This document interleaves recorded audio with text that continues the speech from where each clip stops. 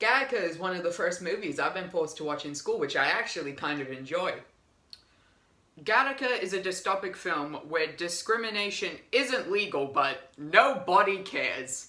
Now, it's quite a common concept for people to discriminate, but Gattaca is about a different form of discrimination. Gattaca is about a made-up word called genoism.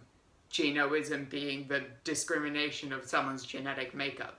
Now, genoism and just discrimination is a major part of Gattaca, because otherwise I wouldn't be calling this a dystopic film. But anyway, our protagonist, Vincent, has to pretend to be a genetically superior individual, or valid, in order to get his dream job as an astronaut at Gattaca. Gattaca, unlike other films that I've been forced to watch in school, doesn't force everything down into every bit of dialogue. It just gives you the slightest bit of information, names a few characters after it, and then ships it off to the wider world to be one of the greatest movies I've probably ever watched.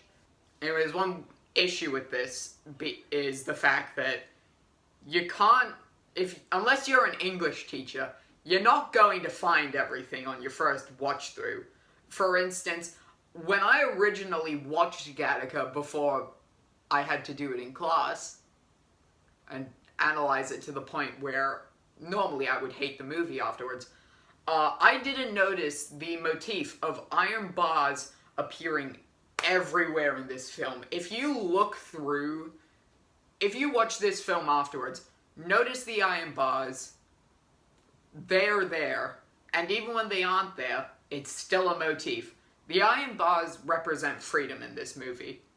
The main character, the protagonist, Vincent, is always shown appearing behind iron bars when he is completely restricted from his goal. But this motif also appears in areas in which the iron bars are not visible, due to the fact that Vincent will not have iron bars in front of him when his goal is super achievable. Now, Andrew Niccol has this really cool scene at the beginning of Gattaca, which I just really adore.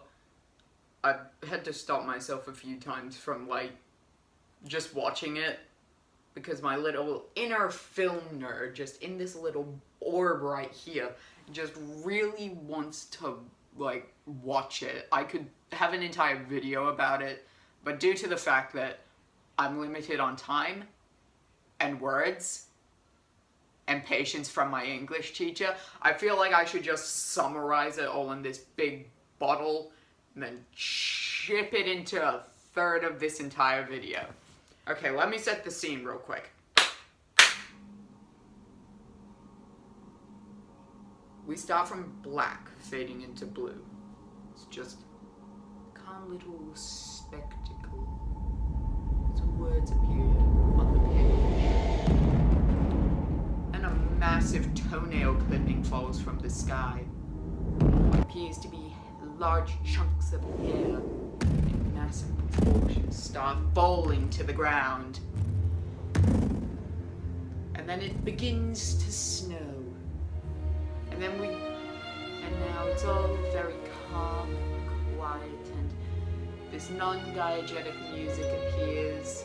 And then we cut to a guy just going at it with a bit of sandpaper on his skin.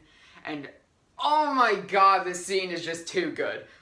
There's just all of the non-diegetic sound. There's the lighting. There's how the lighting affects the characters. There's what the characters are doing.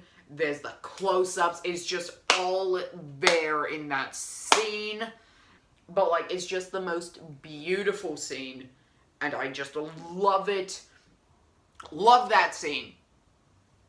And this isn't just with that one scene either. Just the way Gattaca is filmed is just perfection on the highest level. It has its architecture all set in brutalist, just this most brutal concrete structures. that just appear everywhere, and I love it. And like, stairs are shaped like just bits of DNA. The sky as well is just orange. It's just bright orange. And that's another video. Get that off my screen.